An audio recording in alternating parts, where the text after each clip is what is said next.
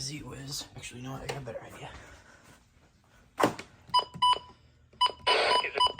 And around Northampton, including low-lying sections of the Oxbow. Minor flooding affects Hadley along Aquavitae Road. In Hatfield, flooding is expected in the lowest-lying sections, primarily farming interests outside flood dike protection.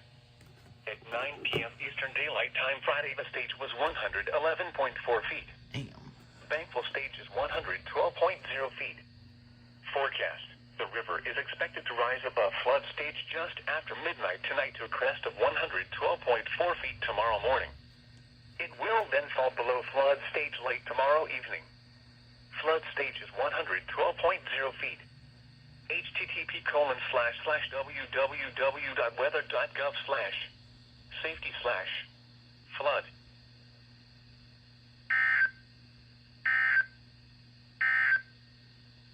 Flood warning remains in effect from late tonight to Sunday.